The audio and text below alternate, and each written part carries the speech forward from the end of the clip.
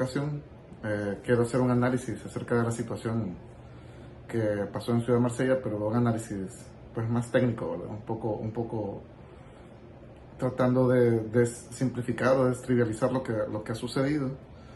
Quiero que prestemos como especial atención a diferentes términos que vamos a escuchar a lo largo del video. Uno es impacto ambiental, el tema de las escorrentías, la responsabilidad empresarial, ¿verdad? En este caso creo que es importante remarcar que una importante cuota de lo que ha sucedido es pues algunos modelos de negocio, ¿verdad?, que tienen algunas empresas en nuestras sociedades actuales, y pues darle un poquito esa orientación, ¿verdad? También traer a colación que no es la primera vez que sucede algo así en nuestro país. Ya teníamos un precedente anterior con el caso de las colinas, ¿verdad?, que aparentemente no tiene una relación directa, pero sí la tiene. Y hay más casos, pero en esta ocasión nos vamos a centrar en esos dos. Hoy vamos a desentrañar una historia que tiene de todo: agua, concreto y, lamentablemente, una tragedia que se veía venir. Vamos a meternos de lleno en lo que pasó en Ciudad Marsella y por qué nos recuerda tanto a una herida del pasado que sigue abierta. Imaginen la escena. Estamos en enero de 2026. El lugar es un complejo habitacional, de esos que prometen ser el sueño para muchas familias. Ciudad Marsella.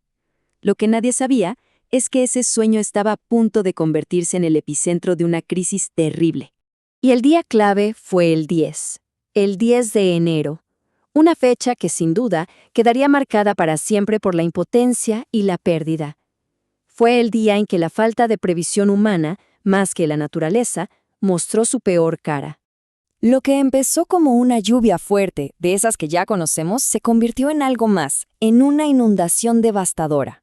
El agua de un momento a otro ya estaba a la altura de la cintura, pero adentro de las casas. Arrasó con todo: muebles, carros, recuerdos, el patrimonio de toda una vida borrado en cuestión de horas. La imagen es simplemente desoladora. Pero a ver, ¿realmente fue solo una tormenta muy fuerte? La respuesta, como se imaginan, es mucho más complicada. Para encontrar la verdadera raíz del problema, tenemos que hacer un viaje en el tiempo. Vámonos 25 años atrás, a otra tragedia que este país jamás debió olvidar.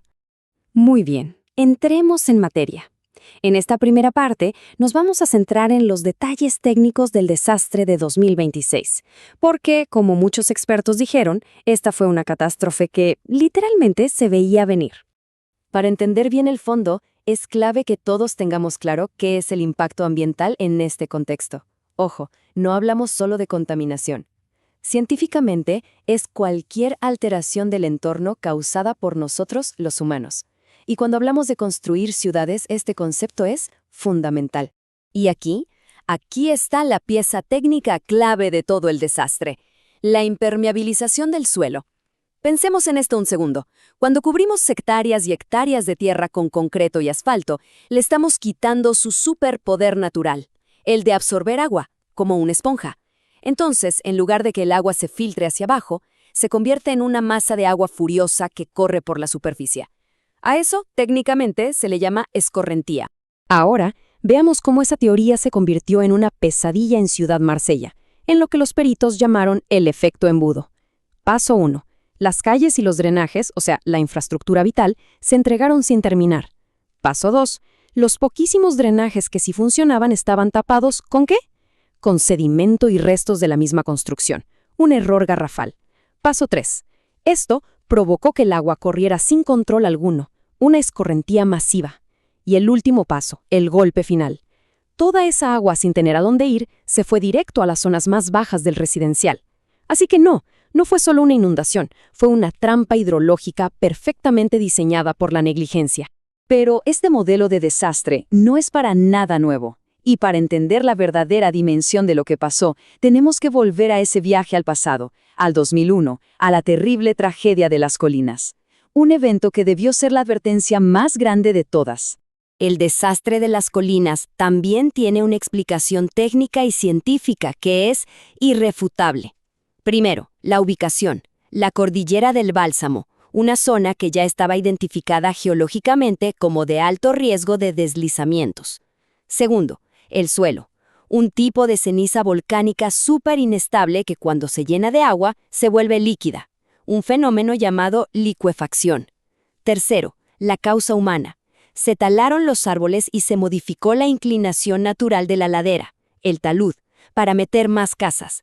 Entonces el terremoto del 13 de enero no fue la causa, fue simplemente el gatillo. La bomba de tiempo geológica ya estaba armada por malas decisiones urbanísticas. Y aquí es donde todo cobra sentido. Al poner los dos casos, uno al lado del otro, llegamos al verdadero núcleo de este análisis. Porque en el fondo no estamos hablando de dos accidentes aislados, sino de un mismo patrón, una misma raíz que va mucho más allá de la lluvia o de un sismo.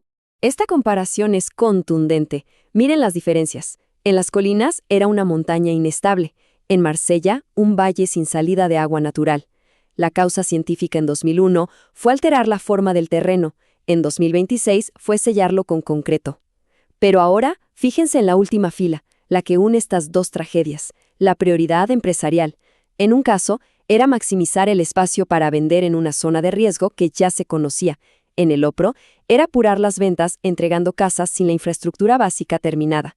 Es el mismo cálculo, donde la ganancia vale más que la seguridad de la gente. Y esta frase, que viene del informe de los peritos, lo resume absolutamente todo. La inundación de Ciudad Marsella en 2026 no es un accidente, es un eco de 2001. No es una simple metáfora, no. Es el diagnóstico técnico de una negligencia que se repitió. Entonces, si la causa raíz es la misma, ¿qué fue lo que cambió? Bueno, la gran diferencia, la que lo cambia todo, está en la respuesta, en el choque entre esa negligencia histórica y, al parecer, un nuevo sentido de la responsabilidad. La reacción del gobierno en 2026 fue, para sorpresa de muchos, drástica y sin precedentes. Se inhabilitó por completo a la constructora. Se le suspendieron todos sus permisos en todo el país. Se le obligó a pagar el 100% de los daños. Se abrió la posibilidad de reembolsos totales para los dueños de las casas. Y se le bloquearon futuros créditos. Una acción fulminante. Y esta línea de tiempo muestra el contraste de una forma brutal.